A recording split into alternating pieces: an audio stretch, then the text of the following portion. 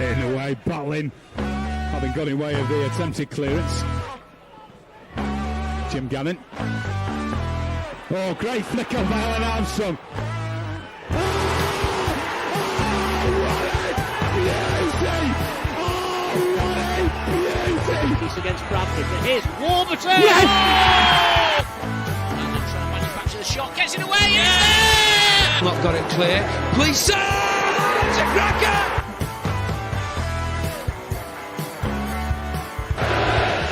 Armstrong played in the game, and a superb goal.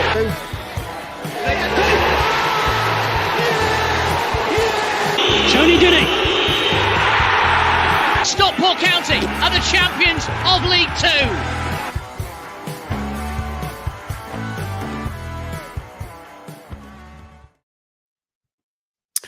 Hello and welcome to the Scarf Bagara War, your weekly dose of stats, facts, opinions, right or wrong. We accept all kind of opinions here on the Scarf Bagara War. And of course, we are in partnership with the Edgeley Con Club coaches. Said it right first time. Get in. And charity partners with Mentel. I'm Russ Johnson. Welcome to another week of football stuff and chat. I'm here with two people who people are getting regular sort of familiar with now. It's my man of rants. It's Waggy. You all right, mate? I'm all good, mate. All good. As you can see, I'm in a different location this evening. I'm up in Aberdeen in a hotel.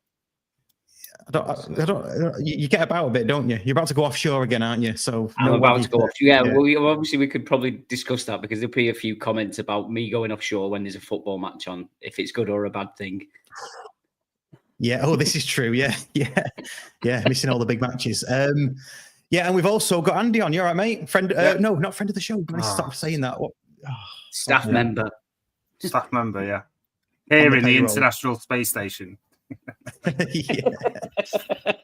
Hey, good stuff. It's been a bit of a weird week for us, hasn't it?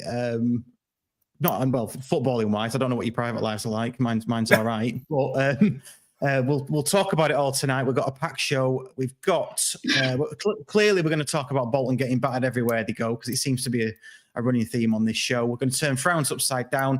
We're going to talk about the El Clasico on Saturday, whether you like that name or not. I'll let you decide.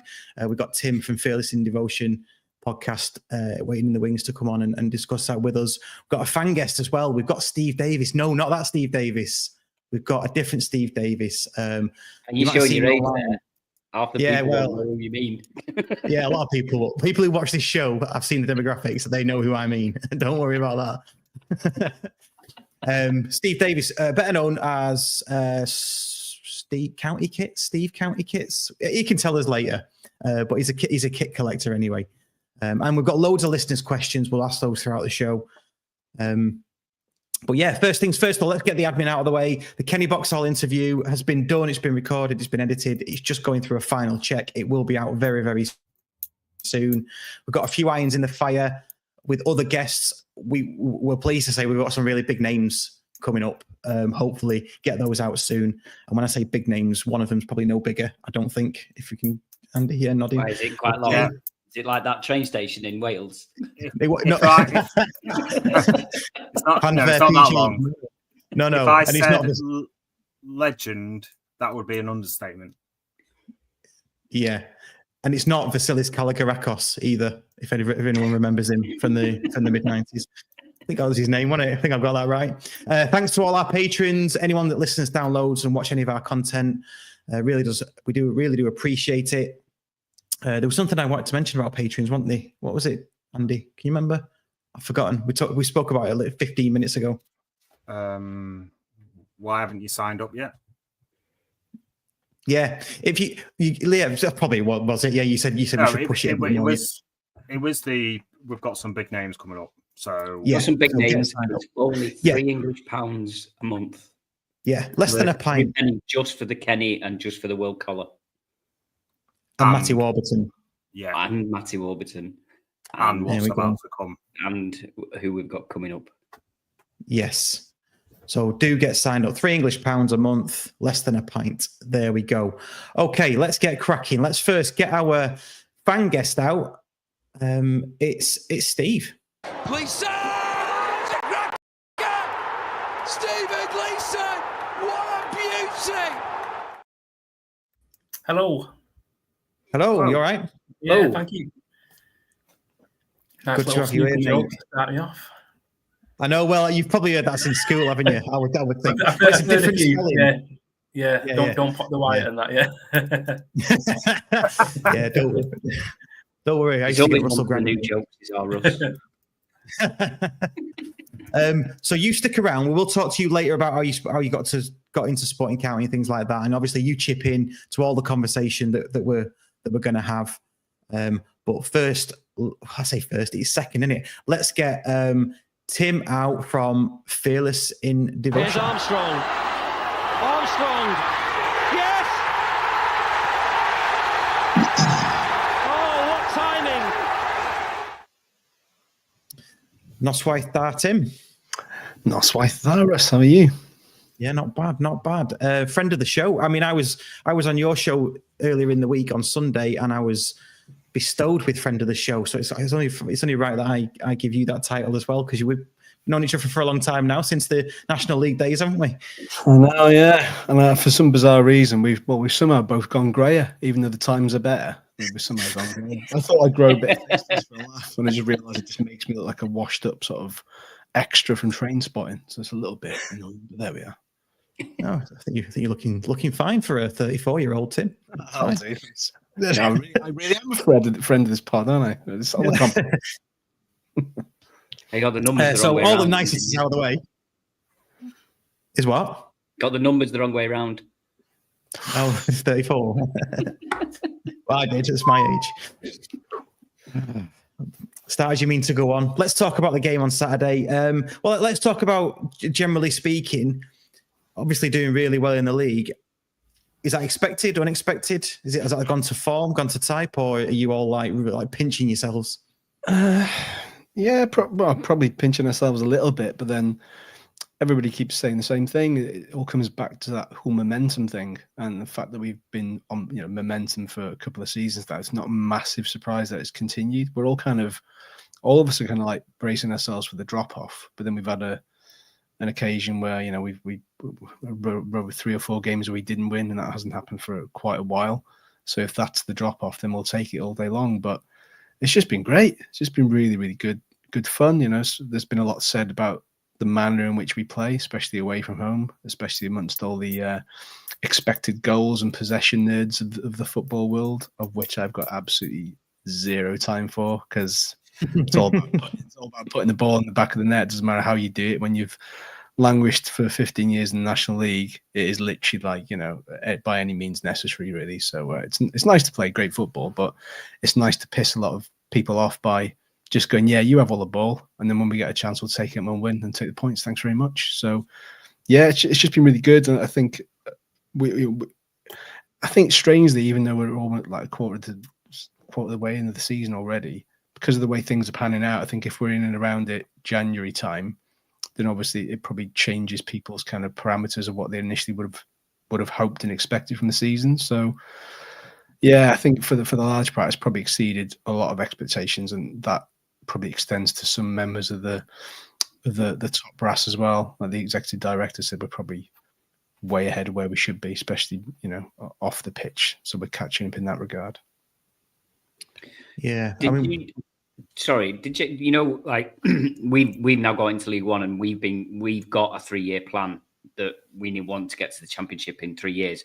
Is that similar to yourselves, or is your plan to get there like this season, if not must next season? Or are you on a similar sort of expectation wise? Are you on a similar, like from the club, are you on a similar sort of with us as 3 years be Championship? To be honest, they've never really knowingly put a time parameter on it, because I think you run the risk of when you do that, if you don't match them to it, it's all of a sudden like, well, you failed. And the last thing that ownership model wants to do is go, we're going to do this, this, and this, promise this to the earth, and it doesn't happen. That's why they never said, oh, we need to get out of the National League first season. They were just like, well, we're in a good spot. Let's hopefully we'll do it. And it didn't work out. And it's like, next season we'll give Parkinson a bit more gravitas to get stuff done and add to the squad, and managed to do it. And obviously the bounce from that was last season as well. So they've never really gone out and said, oh, we've got X amount of years to do this. Because to be honest, I think to get back to back, I think we're probably a season ahead in that respect. I think you always look to get like, maybe a second season kind of vibe because of the resources. You go, okay, fair enough. But looking back, it probably wasn't a great League Two last year, if I'm honest. And it feels a bit rich coming into the division after 15 years and saying that. But looking back, I don't think it is. I mean, you look at, it's weird. Like, it was us and Notts County toe to toe and sick of the sight of each other. Now we're just like, oh wow, they're doing all right, and that they have these little moments. It's very strange how things pan out. But yeah, there's nothing in respect of a time parameter. But I'm pretty certain that if we're in the mix January, they will go, right, we will open the checkbook now, and we'll make it known that we're opening a checkbook. Because if you're in a position to go up again, why would you not try and chance your arm at the first available opportunity? It makes no sense to not do it. So, So I think we're well ahead, but I think at the moment that they're just happy to see us ticking along nicely without the added pressures of going, you must do this and this and this, because all of a sudden you then have to put that in the documentary to quote the quote, and all of a sudden people go, well, I watched that a few months ago and they failed. So when you commit that to tape, it's always in the back of people's minds as well. Yeah, it's interesting because we did that. We set out a 7-year target when Stotty kicked when he took over. So it's interesting, the two sort of different dynamics.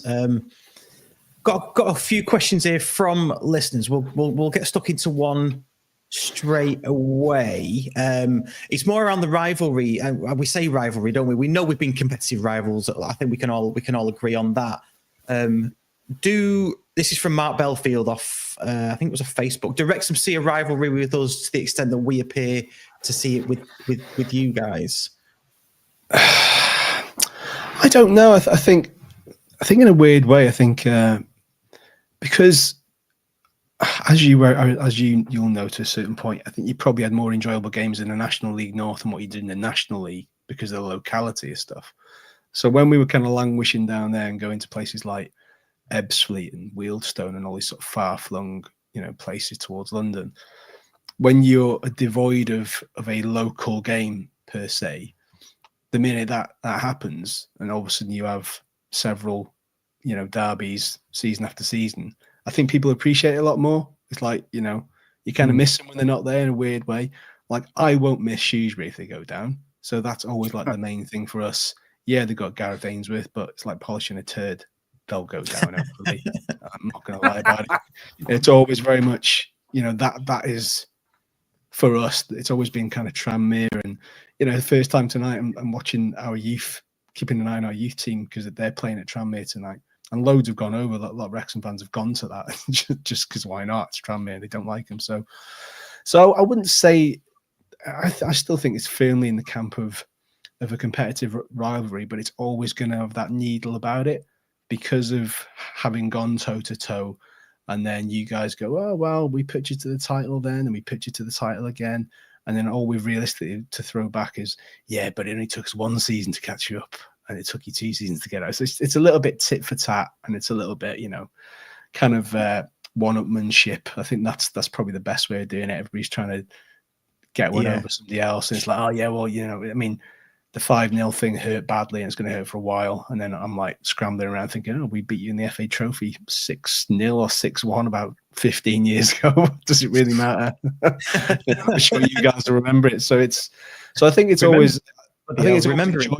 Tim, sorry to jump in there, but Tim, remember it. This podcast had its debut podcast the day after we got beat by you 6-1. So we're here now because of it, mate. So yeah, there you go. I mean, it's so I think it's always there, and I think the sort of younger lot appreciate it and can see what it means, because everybody, like loads of people, will be going on Saturday. People without tickets, they'll be going from Manchester for a day out, before the game. It's great that it stayed at a 3 o'clock kickoff. And I've just always enjoyed it, even from the days of like Adam Lafondra scoring 4 or 5 or wherever it was, thinking it's just ridiculous, and just good times. And even having shared players, whether it's Peter Ward or Martin Chalk or Andy Priest, whoever it may be, so that there's that shared bit as well. Wayne Phillips to a lesser extent. So little things, but yeah, it's good. You kind of think, well, I'd rather go up the divisions with somebody who's only 50 miles up the road than somebody else, so it just makes sense. Yeah, fair dues. Steve, one of our patrons, I think this is a really good question. We'll come on to the actual match in a second, but I wanted to get this one for you. If you could bring 2 of our current squad into the Wrexham squad, which would you take and why? But we spoke about this before we came on air. You can't have Louis Barry. Oh, what? So he's off the table. He's off the table. That'll be too easy for you. Yeah. Jesus Christ. Well, would you have picked Louis Barry, Tim? I mean, Barry's the obvious choice, isn't it? By country mile, you'd have him all day long. The amount of goals he's scoring. Was he got 10 already? Ridiculous. He was on for 25 plus, isn't he, for the season? Yeah. Without a doubt. So, I don't know. Now you're asking, Is it because you don't know the players? That's fine to say. No, there is. Old Olafi, I think, was always kind of on my radar. Oh, yeah. Tanto, is it? Yeah. He was always on my radar. I thought he was a decent little player. Always give us a few problems. And there's a lad in midfield, and I can't think. No, I was thinking of Macaulay Southam-Hales. I always liked him, but that's a Welsh perspective, to be perfectly honest. So there's that aspect as well. Annoyingly, I'm a sucker for goalkeepers, but I'm not going to take your club legend off you. I'm definitely not going to take Adai off you. So that's for sure. No offense to that lad. I feel a bit sorry. He's gone early. It happens, doesn't it? It happens to some good goalkeepers in the past, and it's just about how you bounce back. Such an exposed area of the pitch. So I think that those two, but I know there's one more. I'd probably swap Southam-Hales out for who I'm thinking. I can't think who it is. I'll have a look. It'll come to me. Okay, it'll come to me. On to Saturday then. I mean, we spoke on Sunday on Fearless in Devotion about, well, I sort of coined this away hoodoo you've got, which I don't think is relevant anymore. I think I've got patted down for that. How confident are you coming into the game on Saturday with it being an away match against the old Rivalry? To be honest, again, I said this the other day, is that ultimately we're a very difficult team to beat. We think we've conceded 10 goals so far this season or something, and had 8 or 9 clean sheets. I think that Arthur's got the ridiculously the best stats in the league for sort of goalkeeping position. So I'm trying to think if it's a major issue anymore. Granted, we're still not as good as we are at home, but I think the home form is almost incomparable to pretty much anybody. But our home form is ridiculous. Somebody compared it to Man City's over the last 3 seasons before, and it is better, which is mental when you think of their home record. So it'll be interesting, because if it's the team that played at Stevenage and turned up and lost, then we're like, but if it's the team that turned up at Charlton and pretty much coughed up 3 points for 1 in the dying seconds, then we got a good chance. So again, Harrogate in the cup was just dreadful, but yeah, I had a feeling from it from 10 minutes in. I was like, whatever. These things are just, sometimes you get a feeling for things. You're like, fair enough, get it out of the way. Let's concentrate on the league and all that jazz. So, yeah, classic line to trot. Classic gone out in round 1. Yeah, we're only concentrating on the league. Yeah, didn't want to win that anyway. Didn't want to win it anyway. I was still glued to the telly the next day to see who Harrogate got in the next round. Like, it's nobody good. Was it? It wasn't anybody good, so it doesn't matter. Was it not? I can't remember. I say that. I genuinely can't remember who it was. It wasn't great. So yeah, I genuinely don't know. I think no doubt the big thing for them. There'll be several in that who'll remember last season and how much that really kind of hurt them. That was well documented on the episodes that we saw. Like we were just fell apart, and that's a rarity. It was a rarity at the time, but I think it certainly steeled us up and probably made us realize you can't just turn up and expect to roll teams over, and you've got to earn the right. And I think we have earned that right for the large proportion. But yeah, we've had a little bit of luck. We had a bit of luck on Saturday, but it all evens itself out, doesn't it? It always does. So I'm excited for it. I'm pretty certain it's not going to be a 5-0. I'm almost certain of that. But yeah, we've got a bit of a scoring issue at the moment. It was going so well on the scoring front, and now we've hit a bit of a snag with the options. So yeah, that could prove troublesome, but we'll see. Yeah. You say he's not going to be 5-0, but our last 2 results have been 5-0. So our last 3 games, last 3 league games at Edgeley Park have been 5-0. I've had 5 goals in them. So technically, it should be 5-0 to us if it goes that way. You've had your 5. Yeah. It could be. But honestly, the way we're playing, it could be. We just don't know. Well, there you go. That's kind of like an unknown quantity in that respect. That I probably wouldn't. If you're a betting man, I probably would give this one a miss because it could go anyway. I don't see it being a 0-0. I know somebody said the other day, didn't they? But it could be a 0-0. I just don't see that. The last time we said that, Tim, it was the Wigan game, and it was 0-0. Okay. There you go. We have got a regular listener who watches live, who seems to get the score right every single week. I'm not sure if he's on today, Chris Crowther. If he is, please comment with the score. We'll all put bets on it. Okay. Thinking of wrapping up then with this. Who are the danger men with Wrexham these days? Obviously, we know Paul Mullin. It feels like he's dropped off a bit. We've got a question in from Ian Dowden, who's a regular. Elliot Lee seems to have dropped off. We don't see him mentioned anymore. Who are we to look out for on Saturday? Yeah, I mean, Lee kind of like dragged us through the early part of last season with Mullin's injury, chipped him a lot of goals, kind of enjoyed the pressure, then dropped off a little bit. And then Dobson's come in and really kind of taken control of that midfield a little bit more. So yeah, standards are so high with Lee that I think anything. It's the same with Mullin. Like you're expecting sort of 8, 9s out of them every week, and the minute they hit a 6, like it's a crisis. There must be something wrong with it. It really isn't. It's just players are entitled to just have off days now and again, especially when you're trying to keep the level of intensity and quality at such a ridiculously high standard for this level. In terms of danger, I'll keep saying it. Ryan Barnett has to be up there. I think he got like 5 or 6 assists last month, and I think he was beaten to the Player of the Month by Poku Peterborough after his cheeky little hat trick against Cambridge. But he's just ridiculously good.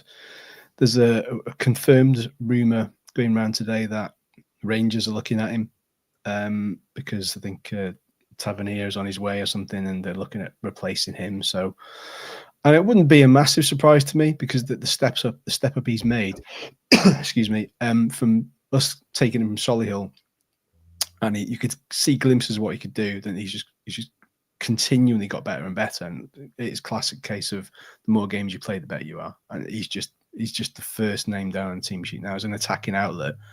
He is our main attacking outlet, and I include Mullin and I include Palmer in that by some distance. On current form, he's the man you got to watch out for. Clough tried doubling up with Mansfield on him the other day, so he just cut inside instead. It's like, well, if you're going to try and show me the line, I'll just go this way and I'll get me shot away and I'll score. So he's just really good. And when you see him, you're kind of just like an old school winger.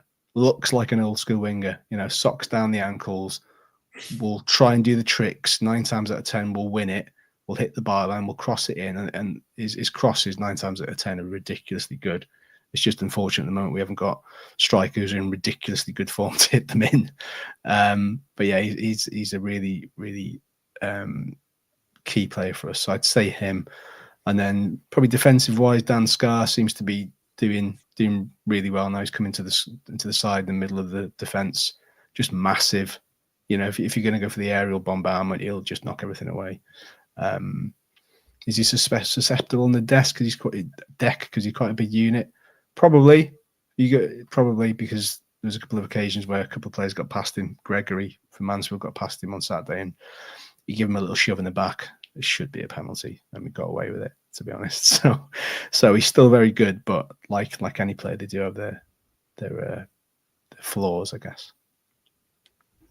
Cool. Does Cannon still play for Wrexham? Yeah, he still plays, and again, we've almost got an embarrassment of riches to a certain point, especially in midfield. And again, he's really good. Obviously, you guys know what he can offer, and he will give you his all. He chips in with some great goals. He's a few little injury things when he's come back in. No doubt he'll probably start on Saturday. But then we've added to that with Matty James, won the Premier League with Leicester. He got run out in that Bristol Street thing last night. Same with Josh Adam when he picked up from Manchester City. It's just bonkers. It's just like, where does he put them all? But that's what he's paid to do. He's paid to pick the best team. So be very interesting to see what happens. No, it will.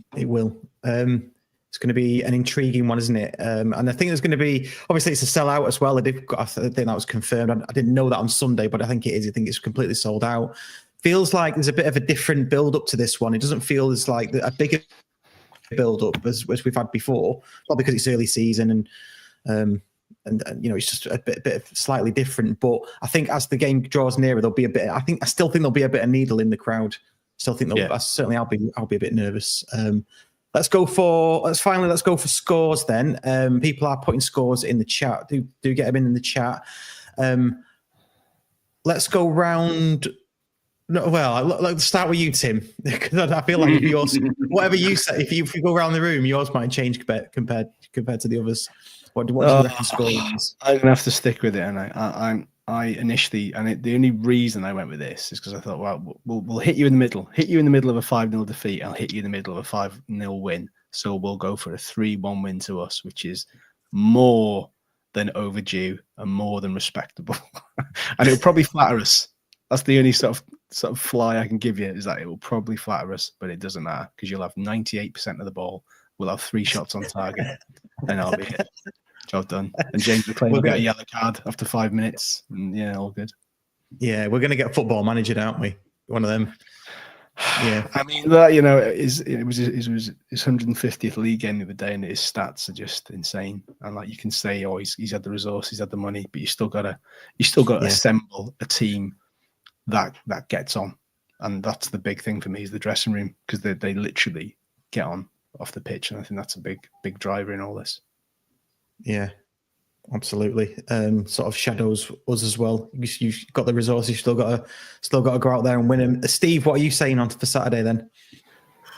Score wise, it's not well. I can't see it being a 5-0. I'm thinking maybe 3-1. I think we'll win, but I think it'll be. It can go either way, can't it? Really, I think. But yeah, I'm quite confident. I think 3-1. Fair dues. You wouldn't have said that on Friday, though, would you? Before the Bolton game, would you have said 3-1 if we were playing Wrexham next? Maybe 3-1 to Wrexham. Yeah. I love it. Andy, what do you reckon, mate? Well, I would have said it after the Wickham game. We know, yeah. Yeah, after every game, it's like 3-1. I think 3-1's my go-to scoreline. No, I'm gonna go 2-1. I do think it's gonna be a little bit cagey, a little bit fiery first 20 minutes, half an hour, but yeah, 2-1. Confident though, confident. Okay, cool. Waggy? 3-1 to us. 3-1, right. And it'll be 3-0 up until the 88th minute, and then we'll let you have that consolation goal that you have been one of your shots. 3-0 88th minute, I'll be already on my way back to the train station if I'm going to watch a Wales game. Somebody said to me before, can you find a pub in Stockport that'll show the Wales game? I was like, you need to answer your own question. Think carefully about this. Nobody in Stockport is going to put the Wales game on for you, regardless of the score. So, yeah, unlikely. So we need to get. I don't know, If you know of anyone who wants a lot of thirsty, either celebratory Wrexham fans or disconsolate Wrexham fans in their pub to watch a Wales match, then. Yeah, true. I'm going to go 2-1. I think I said 2-1 on the Fearless in Devotion podcast, so I'm going to go for a narrow 2-1 victory myself. Excellent stuff. Cheers, Tim. Appreciate you coming on as always.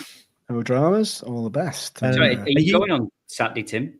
I am, yeah. But I've had a message saying, "Joe, you got any spares? Do you have any spares?" Like, no, I haven't. And so, yeah, you're gonna have to wait until somebody drops dead on the morning because I've got a spare ticket. You can't go because he's cold to the touch. So, it's mad. I mean, I was really fortunate to get one. I managed it without Wi-Fi. I stood in the car park at work and I managed to get one within about 4 seconds. And they'd all gone in about 2 minutes from it.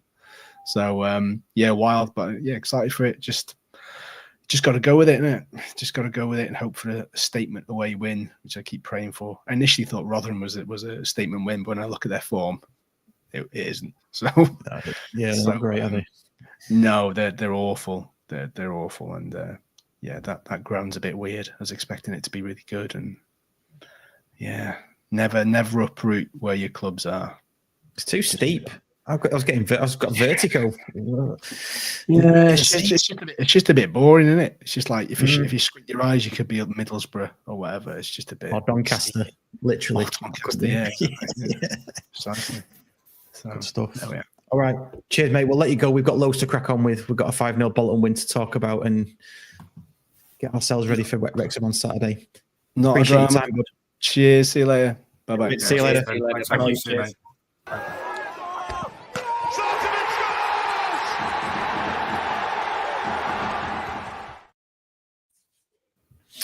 Always good to get feedback and the reaction and things from Tim from Fearless in Devotion. Let's straight away. Before I move on, actually, if you do like what we do, please hit that like button and subscribe if you fancy it. And if you're listening on whatever podcast player you are listening to us on, do rate and review us. It really does help. Right, on to Bolton. The 5-0 win on Saturday. I mean, it was just amazing. Andy, let's start with you. How was your day on Saturday, Andy? It was all right. Yeah, obviously I didn't get to. Do you know what? Why have you done that? No, because you know what I wanted to say was, and there's no joke whatsoever, is football. Sometimes we take it dead seriously, don't we? But it is the most important thing of the least important things in life. And you were doing something arguably is more important, weren't you? So it wasn't a dig. It was just like you had a really good day on Saturday, didn't you? Yeah, really, only March. You know, I know you missed the 5-0, but that sort of thing tops it, doesn't it? Do you know what I mean? Yeah. Well, my son celebrated his 12th birthday on that Saturday, so I'd have to be pretty ruthless to go. Although, having said that, he was on his brand new Xbox for the whole time that the game was on, and I watched it in France, and so I was able to see it. But then Heather's friend, my wife's friend, turned up at the door to give Wilson his present. So believe it or not, through no drinking this time, I missed the second goal because obviously I was answering the door. But I've always wanted to know what it sounded like living so close, because from my bedroom window I can see the Cheadle end and I can see the right in the Cheadle end. So I've always wanted to know what it sounded like. And do you know what? It was worth missing just to hear that roar. It is unbelievable. I know friends that live in Reddish and Hazel Grove, and they say if the wind carries it the right way, they can hear it. I've always thought, how I don't quite get all that. But that roar when we scored that second goal just was unbelievable. And then somebody else knocked on and I missed the third goal. So, but it's just like I probably missed more goals watching it in France than I did if I was at the game at the bar. But yeah, it was a cracking game. Absolutely brilliant. You know, it's just nothing more you can say other than unbelievable. Smile beaming ear to ear. Yeah, and it was such a good reaction, wasn't it, from the Tuesday debacle against Wickham, that we needed a reaction, didn't we? And I wasn't expecting that. Waggy, what about we Mr. Positive? Waggy, what about you? I mean, we were obviously together before the match, weren't we? And chatting and what have you. What do you reckon? I mean, they just came out like a house on fire, didn't they? It's unbelievable. Yeah, it was like say chalk and cheese, wasn't it, from Tuesday night? I was expecting a reaction. I wasn't expecting that much of a reaction, but we were just brilliant all over the pitch. There wasn't, as you say, talking about levels and stuff like that. Every player was an 8 or a 9, wasn't they? They were, Easy. There was easily 4 or 5 players that you could have picked out for man of the match, you know, and you wouldn't have been begrudged any of them. They were. It was just brilliant from from start to finish, from the back to the front. Everything that we did turned to gold, and they just did not know what to do with us, how to deal with us. And did you see one of the vlogs that was on one of the Bolton lads, and it was just horrendous in that away end at the end of the game. Yeah, the abuse that they were throwing. I mean, and just desserts thrown at the team, because no one wants to see a 5-0 home or away. It's not good either way, is it? But to have a 5-0 swing in 1 week, it was just. I think it, and maybe this is what sort of Challoner sort of mentioned a couple of weeks ago, is the balance of the team. This is the first time I wasn't expecting Southam Hales and Rydell to start. I was expecting them to come on. I wasn't expecting them to come from the start, and we just looked a lot better playing with that system, because as much as Toure has been really, really good this season, he won't go beyond Barry. Rydell was going beyond Barry, and that was taking defenders away and giving Barry, because I thought that was Barry's best game of the season. I know he scored some decent goals and stuff like that, but I thought that was his best game of the season so far. Yeah. Yeah, he was almost unplayable, wasn't he? If not unplayable, I would say. Steve, I know we'll come to sort of your personal circumstances later, but just touching on it very briefly now. You live in just south of Conwy in North Wales. Yeah, so I live in a place called Dorgavog, which it's classed as the Conwy borough, but it's south going towards the valley. Yeah. So it's fair to say it's Snowdonia National Park. It's like that, really. Right. Okay. So it's probably lovely, I'm guessing. It's nice. Yeah. Lots of sheep and fields. I used to live in Denton. Right. Polar opposite completely. Yeah. Yeah. So I'm guessing, I think you alluded to it off air just before we came onto the show, that you don't get to all the matches. Was you there on Saturday against Bolton? I was watching it in France, believe it or not. Yeah. Right. Okay. So Yeah. Were you the one underneath on the floor being really, really noisy? Yes. There was one that kept standing up in front of you, Andy. Brilliant. Yeah, so I don't get to many I like to anymore, but yeah, I still get to a few. Yeah, that's fair enough. With living so far away. So, how did you see it on Saturday? Then, obviously it was a good reaction. Did it look as good as it looked in the ground? Because it just looked amazing. I thought it was brilliant. I think we're probably one of the only teams that can lose 5-0 and then win 5-0 straight away. You know, it's typical Stockport, really, weren't it? But I thought that the goals were good, we were consistent, the flow was brilliant. It was like watching the old Stockport again. Even though we've not fell off, it feels like we did hit a bit of a blip. And yeah, I thought it was brilliant, really good game. Yeah. Anything from Waggy or Andy to comment on? Well, I don't know. Tactically, what was the reason for such the difference between Tuesday and Saturday? Apart from they've had a rocket up their arse, clearly. I know, obviously, brought Rydell and Macca in. Charlie said that was a bit of a risk, but it was a risk that paid off. Anything else that you can put your hand on, your finger on? High press. That high press for 90 minutes, it was unbelievable. You know, the commentary said that Bolton were poor, and they were poor, but we just didn't give them a moment to breathe. It was just constant all the time. And as it's been said on a lot of occasions, the high press only works if the whole team do it, and the whole team did it. And it also works with Rydell and Macca pushing it as well. 2 or 3 players start to drop off, and the whole system fails. But it was just even in the 89th minute, I remember saying, we're going to get another here. We're going to get another. And it was just joy to watch. It really was. You know, it was perfect high press that worked throughout the whole team. And as Waggy said earlier, any one of them could have been man of the match, and they were all 8 or 9, ratings. It was very noticeable that Wotton was pushing that as well, because he was pressing and he was constantly telling Barry and Collar, come up, push up, which I've not seen so far this season.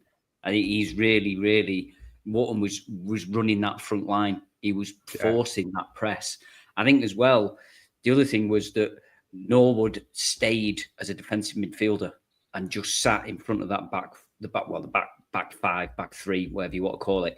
And that allowed Bate to have the freedom a bit more, get the ball, turn. He was constantly on the half turn again, which he definitely wasn't against Wickham.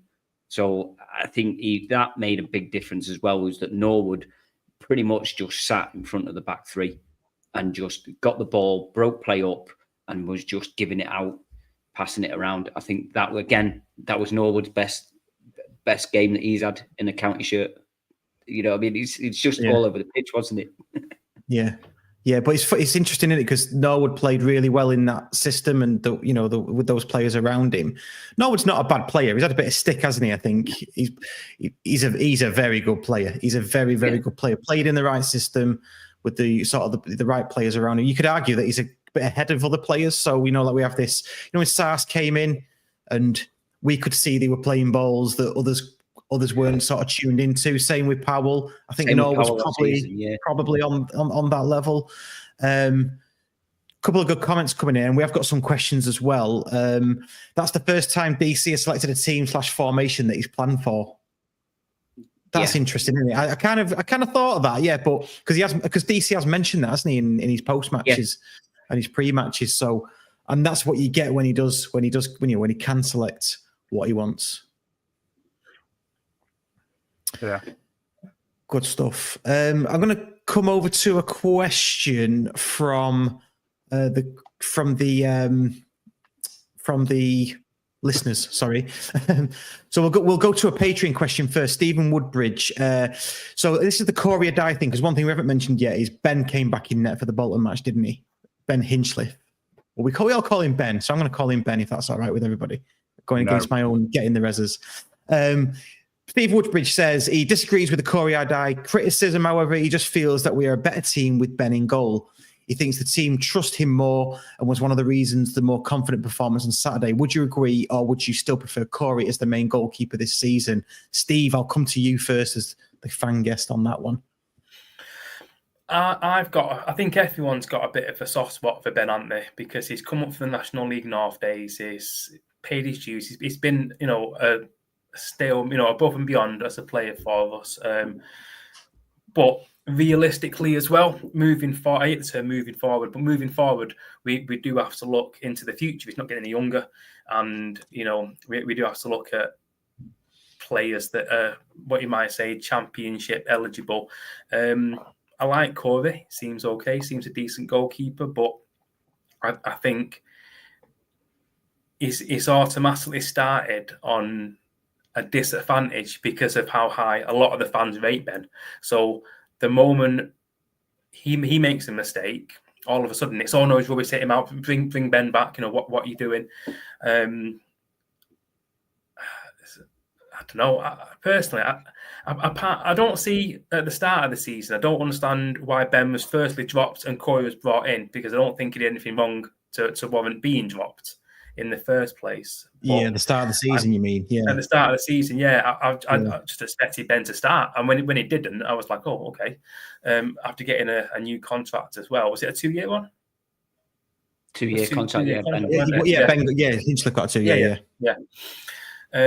But then I felt sorry for Corey when he was brought off at half time. The other week, I thought, I don't know. I don't agree with that myself personally. Unless there's an injury problem or something like that, it doesn't do any good for people's confidence, does it? Coming off, being taken off at half time for any player, but especially a goalkeeper.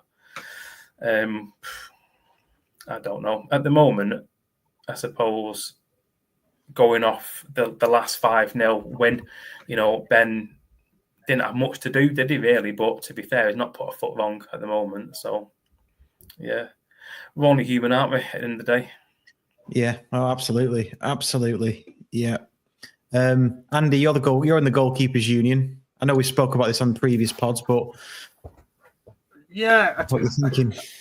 just kind of what was said earlier, or touched on earlier, that it kind of had an old school feel to it on Saturday, with the likes of Ben. I'd say Ben. Yeah, Ben. Rydell, Maka, even Collar in there as well. And they've all known this sort of regime that DC is trying to sort of, go forward with. And I just think that, as Steve was saying, that back line of ours just had that little bit of confidence knowing that Ben's behind them. Now, I'm not saying they're not confident in Corey, but it just had that kind of feel to it that it was a bit more of a old school team kind of feel.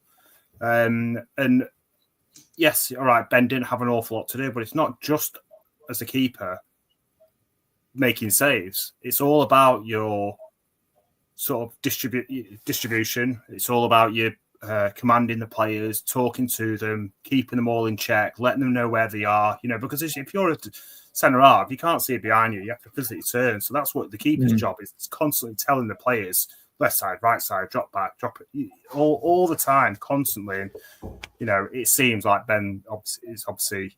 Saw a few comments on the socials to say that Ben did it brilliantly on Saturday.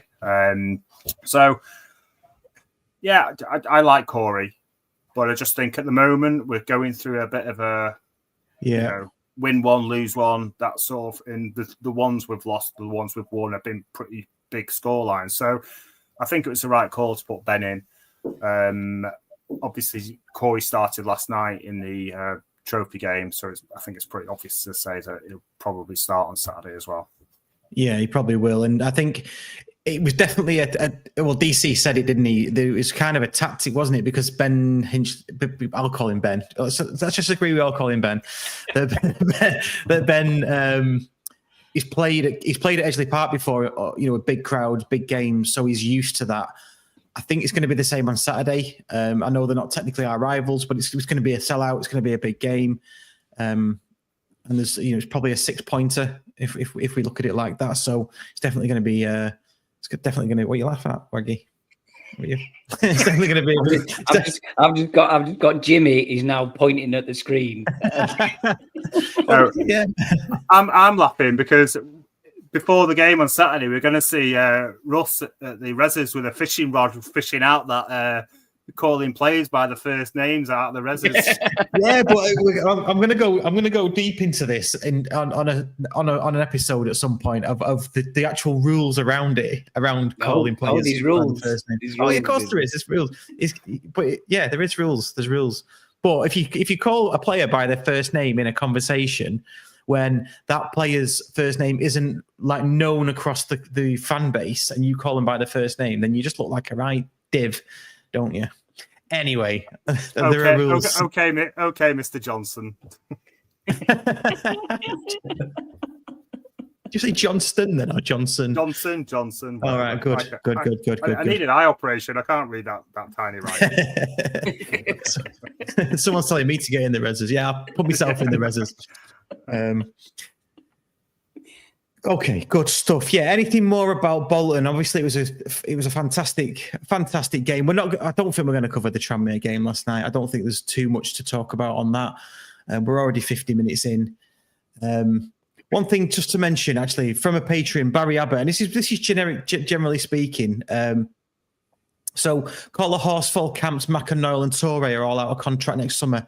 Who out of the above needs tying down with an extension, and for how long? And I guess, should that be done sooner rather than later? Waggy, that's a big list, isn't it? Say the names again. You went a bit quick then. Sorry, Collar, Horsfall, Camps, Maka, Noel, and Torre. I can say the first names if they prefer it. Yeah, who are you talking about? I don't know.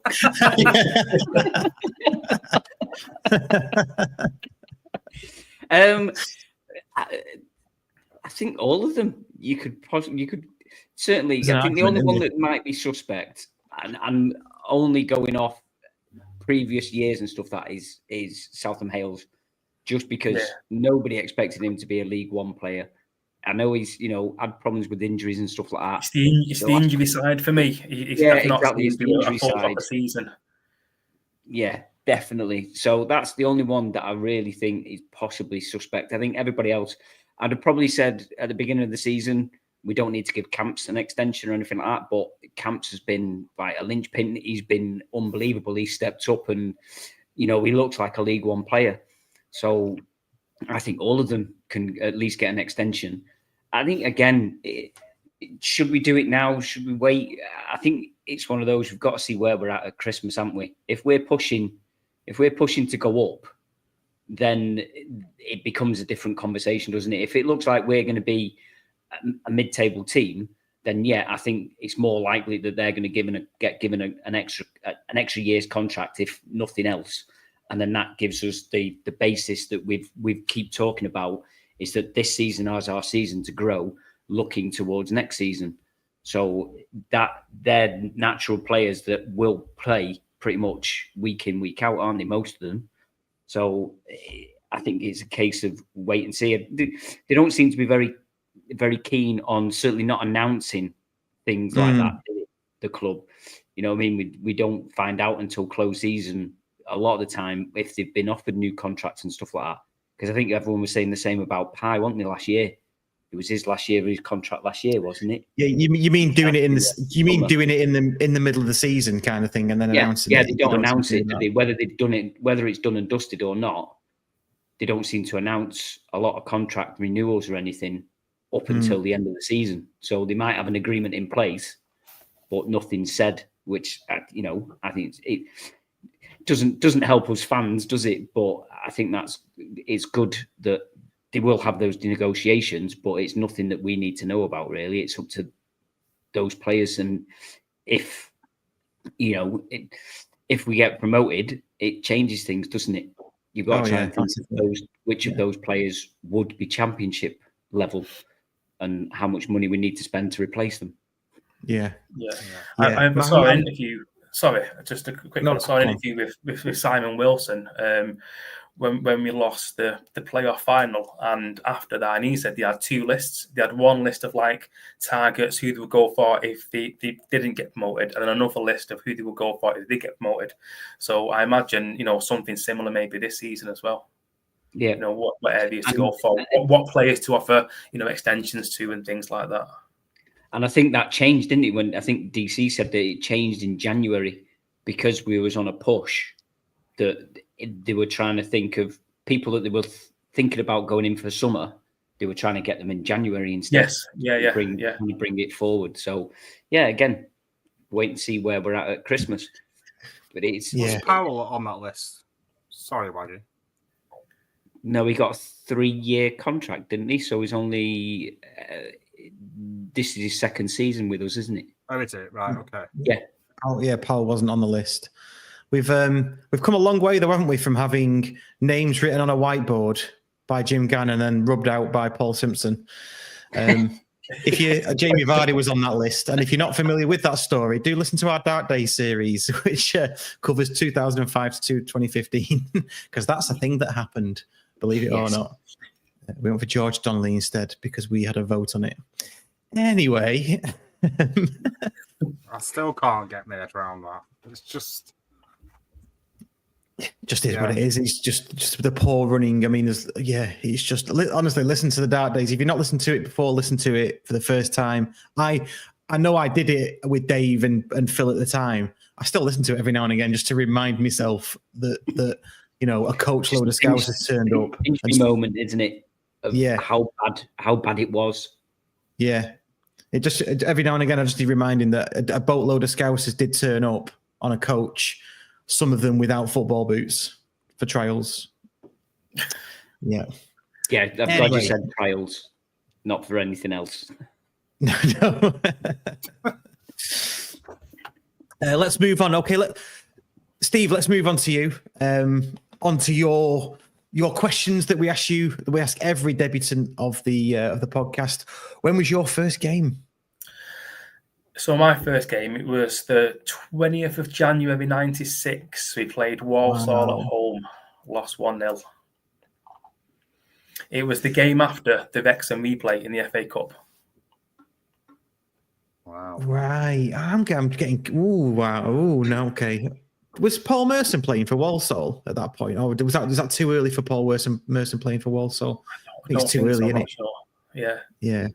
But yeah, it weren't the best game, but yeah, I mean, my dad used to go in the 70s, and yeah, he was always threatening to take me. I was like, no, you Stockport County, no, and like as a youngster, and yeah, finally went to the Walsall game, and I was a fan before I even hit the ground. Yeah, just on walking up past the armory, seeing all the fans in the what do we have then? I think it was the white pinstripe top that we had. Yeah. And yeah, I just loved it. Yeah, the second game after that was Wrexham at home, lost 3-2. Richard Landon scored twice. And yeah, that was it. Then I was like, just off. Season ticket holder. Season after it was 96, 97. And I just thought that what it be like, you know. And then it wasn't. Next thing, I'm in the vein at Hyde United, watching it get called off like 89th minute. In fairness, though, Steve, if you were hooked after a 1-0 defeat, then you know. I always say that supporting Stockport, not so much now, but it's a little bit like self-harm. Like, it can't feel nice, can it? It's not a good thing, but you're kind of addicted to it a little bit, aren't you? So that's probably one of the darkest comments I've ever heard on this podcast. Great analogy. Brilliant. What was overall those years? Then, what's been your favourite game?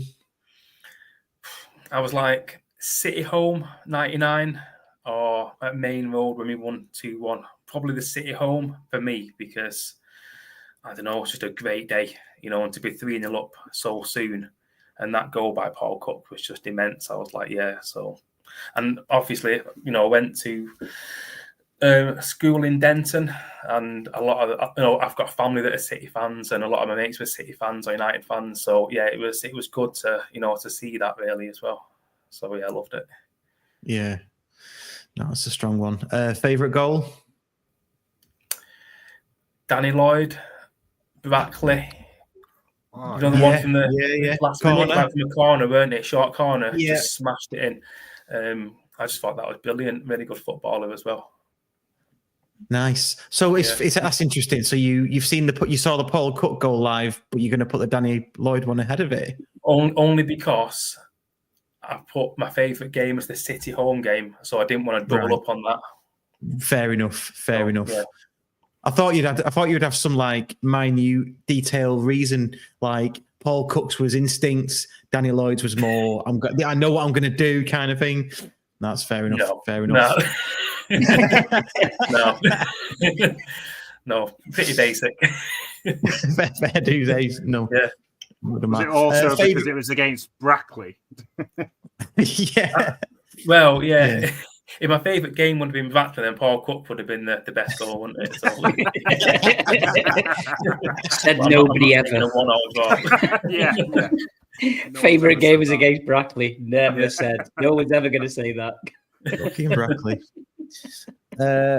Favourite player? You can have one past and present. No dramas there. Brett Angel. Oh, Didn't see him first time around, but the second time around, I liked him because he weren't your typical football player. And I remember, like in the Cheadle end, hearing some of the fans like shout donkey noise at him and stuff like that. And I just felt sorry for him really. But he was, you know, he was a decent goal scorer. To be fair, you know, he was all right. And yeah, wore contact lenses because you're blind as a bat, and I am as well. So we have something in common. So yeah, I thought he was a good player. Now, quite like Fefs. I think he's quite a good player. He plays for us on the team now, but I don't know. I sponsor Wotton, so I'd probably say Wotton, to be fair, just out of loyalty because I put my hand in my pocket for him. Fair dues. Brett Angel, I agree with that.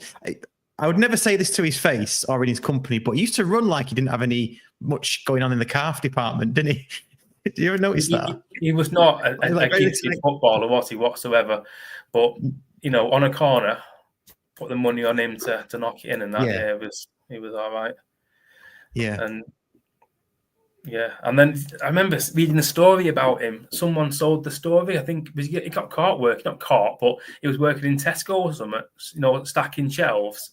And I remember it in the newspaper. There was like, footballer, ex-Premier League footballers fall from grace. And I just thought, that's just a shady thing to do that, so... But I believe he's coaching in New Zealand, or he's like a director of football in New Zealand. So it's good to see him doing well. I interviewed him for a programme piece a couple of seasons ago. Still talks really, really highly about his time at County. Dead nice guy, dead down to earth. Yeah, no, absolutely. And yeah, when we say we've got some big names lined up for the podcast, we'll just leave that. We'll leave that little Easter egg there. So that's good.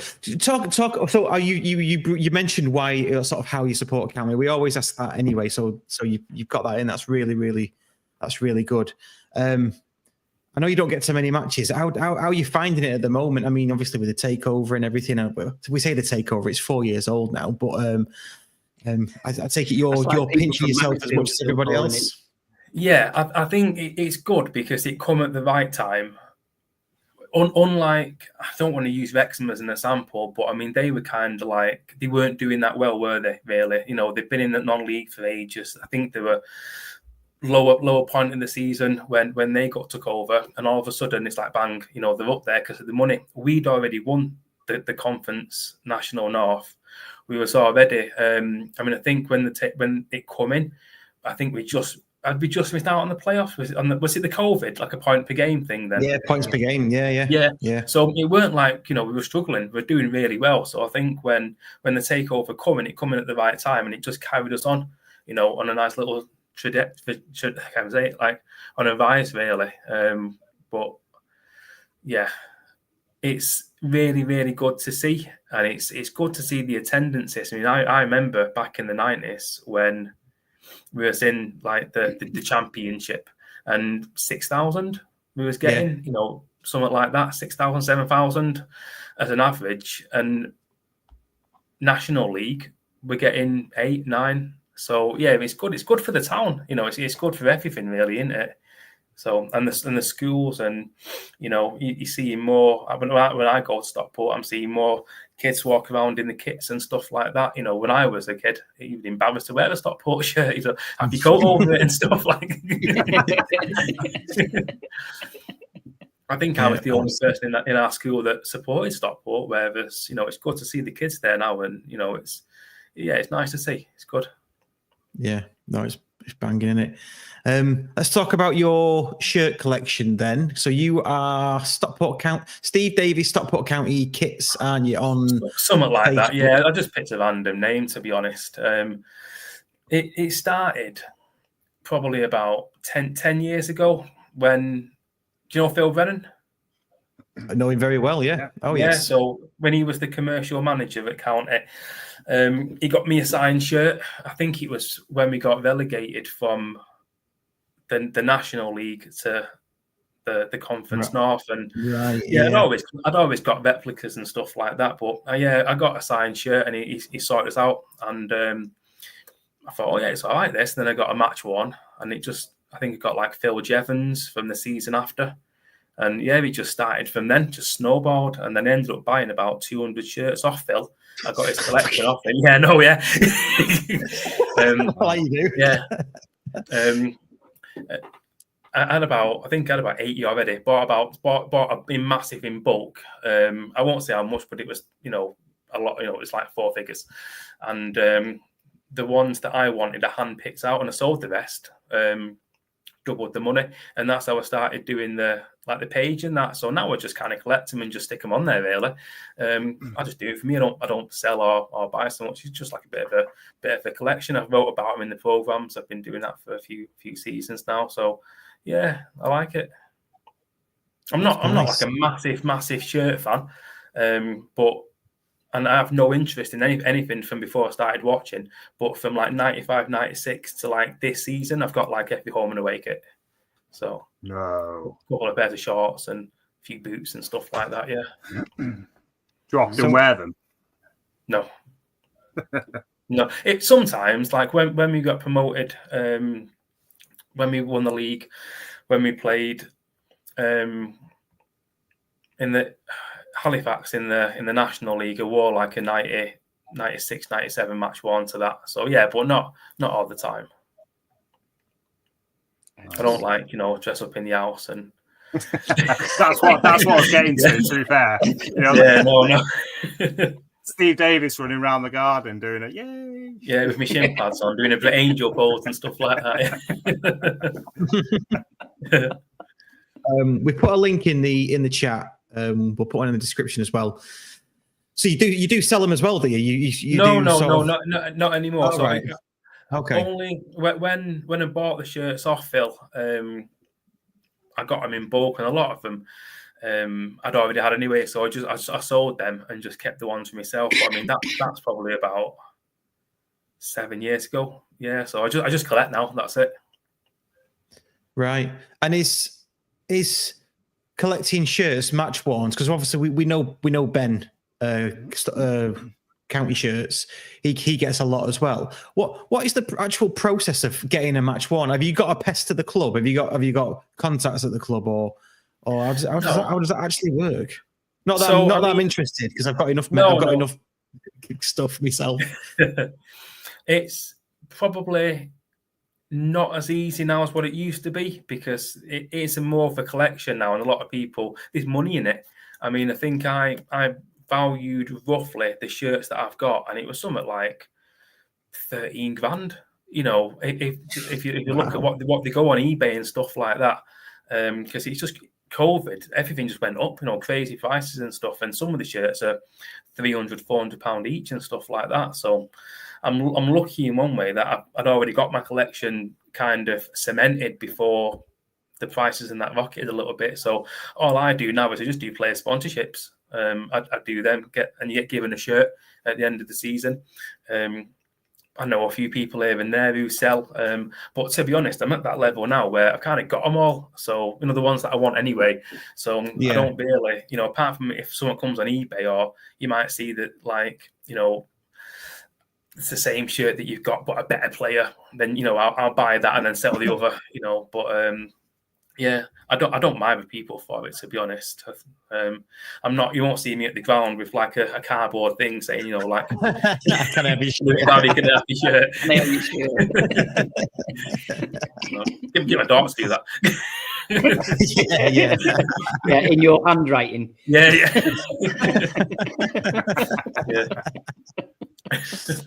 I've got to ask you, final question on the kits. Do you have one of the Romania ones? Yeah, I do. Yeah, blimey. So whose have you got? Because I think Ben's got every others. I've got a home and away, and then the Romania one from that season. I've got a couple from the season before. I've got one of Chris Burns. I've got Brett Angels, Louis Cavacos, a couple of sub shirts. I've got a few, to be fair. I've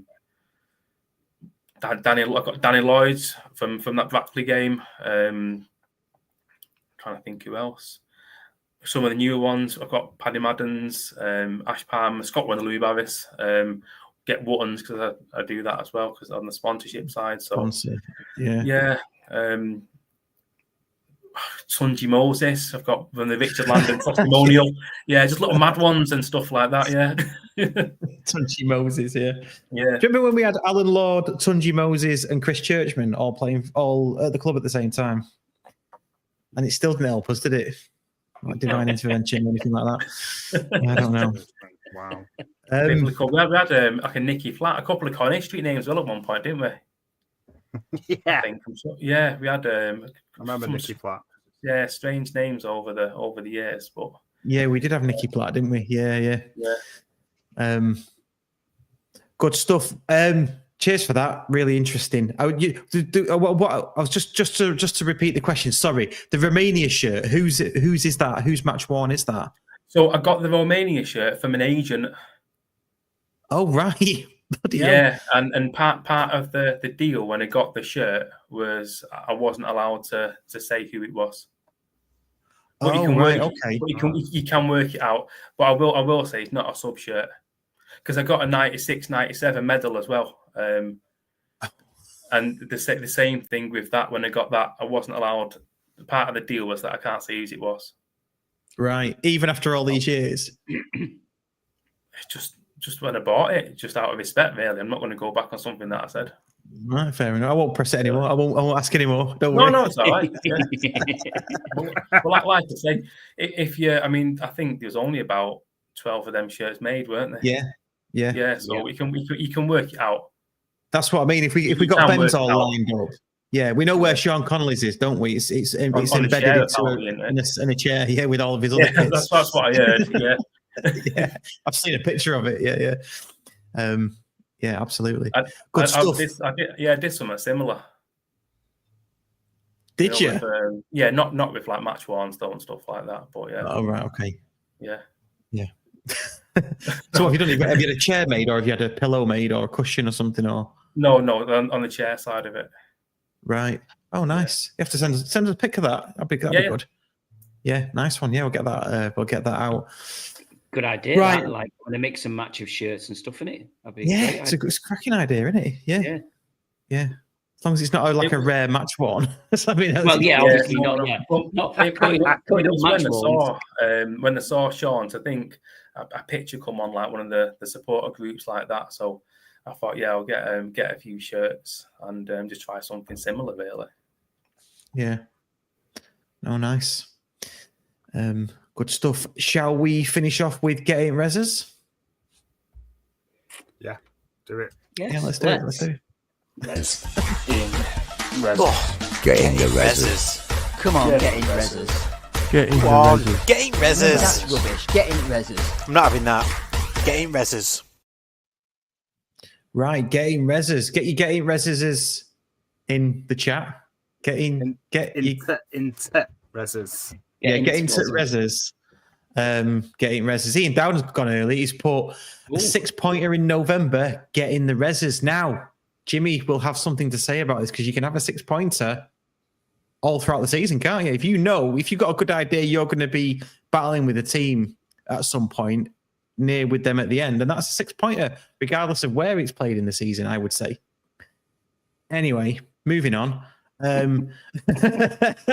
Waggy, what's your get in the reses, mate? My get in the reses is Stockport County's Cheadle End stewards. Now, I know that there's probably going to be millions, or not millions, there's going to be a few people that have got other things to add about the stewards in the Cheadle End of various different things that they've done over the matches. But from last night, the Cheadle End was shut. For one, they had stewards in there. Secondly, those stewards didn't watch the match. They were still looking in the Cheadle End. Who the fuck were they watching? What were they trying to stop? What were they doing? What was the point of them? They didn't even go and get a ball when it went into the Cheadle End. There was another guy that was running up and down in a tracksuit that was get the ball and throwing it back. What the fuck were the stewards doing? Now, I know that there's been a lot of people that have complained about the stewards so far this season, but what were they just getting some practice in? I can see a blue seat moving. I can see a blue seat moving. On him. Code 5. Code 5. I wonder, because the whole thing was a glorified training match anyway, do you think they just took the opportunity and said, it's a training match, it's for stewards as well, pretend there's a crowd. Just use it as a training thing and we'll assess you. How boring is that? How can you be assessing? What are you assessing? Oh, look at him. He's got good eye contact with upper tier 3, no DD, 76. How can you be assessing shit like that? Are they going to throw some biscuits or something up there and watch and see if they can see which seat they land in? Is it a training exercise? Yeah. Maybe Lee Rowley did cardboard cutouts and they weren't actually people; they were just cardboard cutouts of stewards. The backs of stewards. What's it? Whack-a-mole just popping up. Totally agree, mate. Yeah. Absolutely pointless. I mean, I noticed it pretty much from the kickoff. I was just like, I don't get why they had them in there in the first place. And the second one was why they didn't actually sit and weren't watching the match. They were all just staring up. I mean, that's a boring 90 minutes, isn't it? You know what I mean? To be We sat there and watched Wickham, but that is another level. In fairness, though, Waggy, I was at the game last night, and probably watching the G-Lens seats was probably more entertaining.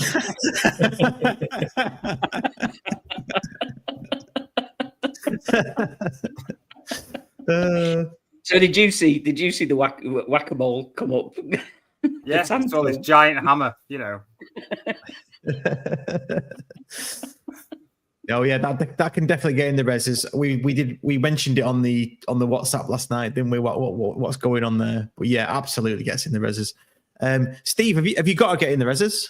Are you prepped for this? Yeah. Or? So yeah, controversially, the newfound Wrexham fans that have seen, and this is nothing to do with the one because we're playing on Saturday. This is because I live in Wales, nowhere near Wrexham. Right.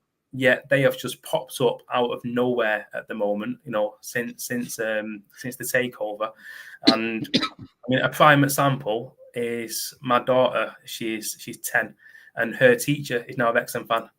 And I look at him and I think, you're not even a football fan. You know, we can just tell. Like, yeah, he's just like, oh, you don't know what an indirect free kick is. Like, you can't explain to me the rules like that. So, yeah.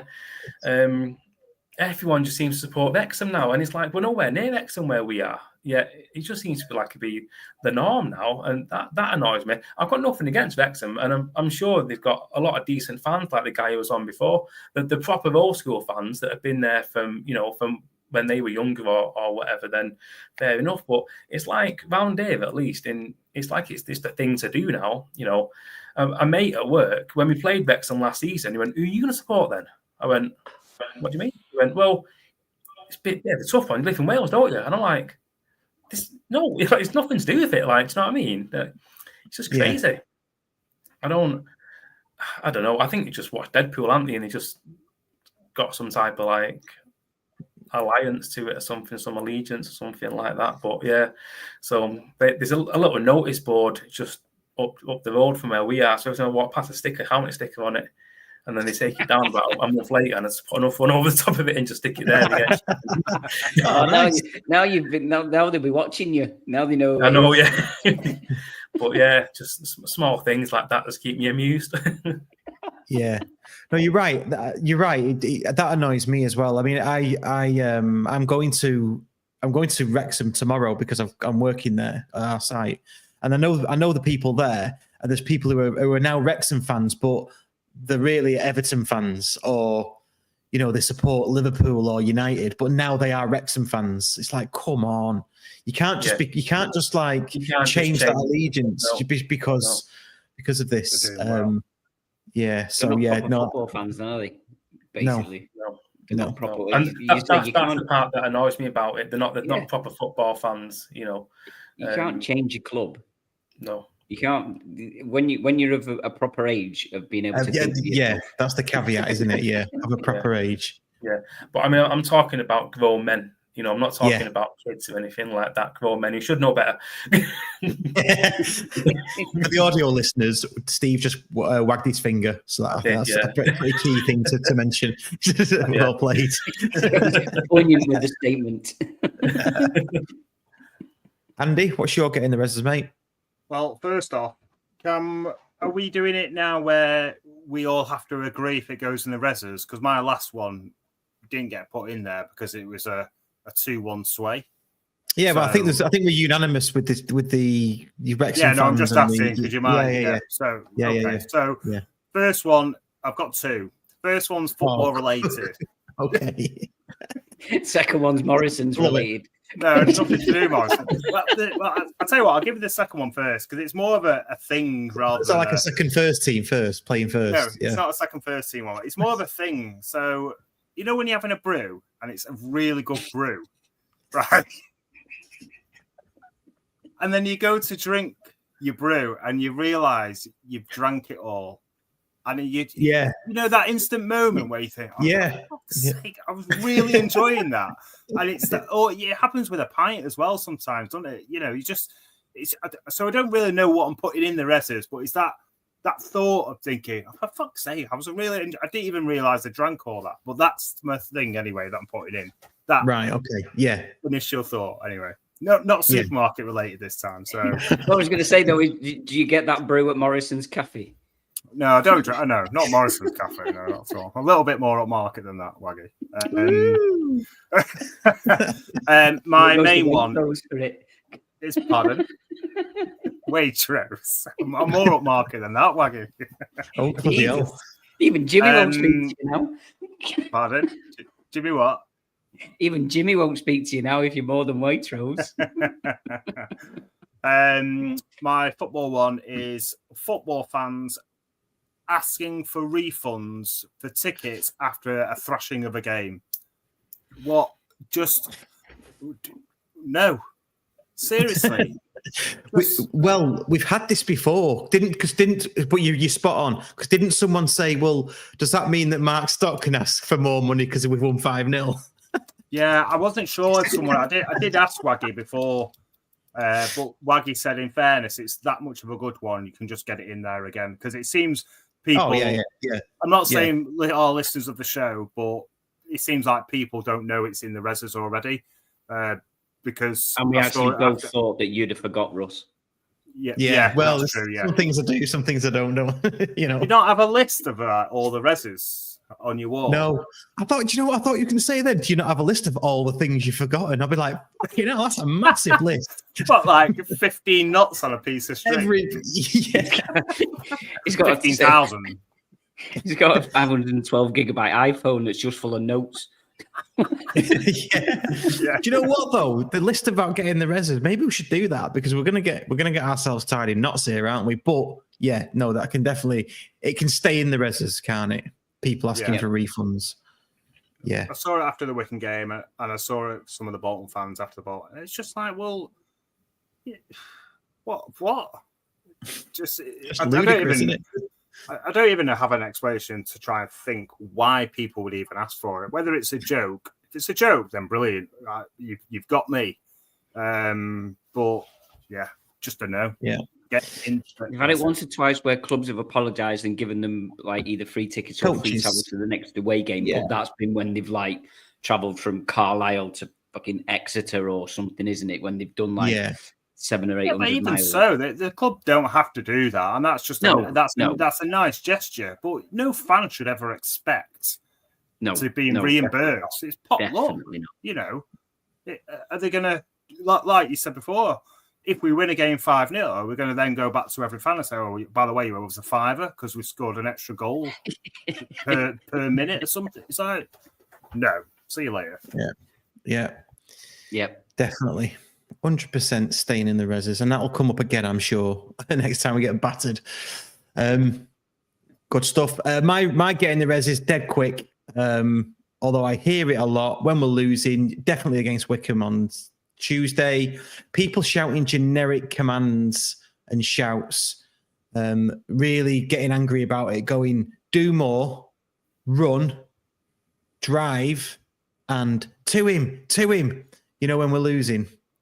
Like, why are you shouting that? Why run? Well, they are running. No one's going out there not trying, are they?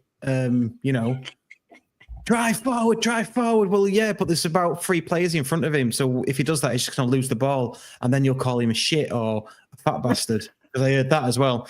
So really, yeah. So I just think what can get in the res is the generic shouts when we're losing. But I know I get people who are frustrated, but do more. Run, drive, to him. It's just like these people probably coach kids as well. You can imagine that. Yeah. So yeah, that can be me and Paul used to sit behind a guy that talking like early 2000s, and he just used to shout forward, just like I would say every 3 minutes. And me and Paul used to look at each other going, you end up watching the back of his head more than you're actually watching the game because you're just waiting for him to shout forward once more time. Oh, it's just funny, innit? Funny. Mad, innit? Yeah. It's mad. Right, let's wrap it up there. It's been nearly an hour and a half. Jam-packed show. Steve, have you enjoyed yourself? I have, yeah. Thank you very much. Really have. No, thanks for coming on. Really appreciate it. Really appreciate coming on. Waggy, Andy, see you on Saturday. Yeah. And no. He's in the middle of the bloody North Sea again, isn't he? Bloody hell. So, Andy, see you on Saturday. See you Saturday, and see everybody. Again, please do like the video, subscribe if you haven't already, listen, rate and review us on whatever podcast player you are listening to us on. And we will see you Monday morning for the Courtyard Club call at 6 a.m. If not, Wednesday next week. See you later. Cheers. Thank you. And that's a wrap for this episode of the Scarf Bagara War. We hope you enjoyed the podcast. Remember, you can catch us every week on your favourite podcast platform, whether it's Spotify, Apple Podcasts, or Google Podcasts. And a huge thank you to all of our Patreon members. Your contributions help keep the show running to bring the content you love. If you'd like to support the podcast and get access to exclusive special guest episodes, ad-free podcasts, and a monthly giveaway, head over to patreon.com/the Scarf Bagara War. And don't forget to follow us on social media for updates, behind-the-scenes content, and more. You can find us on X, Facebook, and Instagram, all at County Podcast. Lastly, if you enjoyed the show, please leave us a review and share it with your fellow County fans. Your feedback helps us improve and reach more listeners. Thanks for tuning in, and we'll see you next time on the Scarf Bagara War. Come on, County!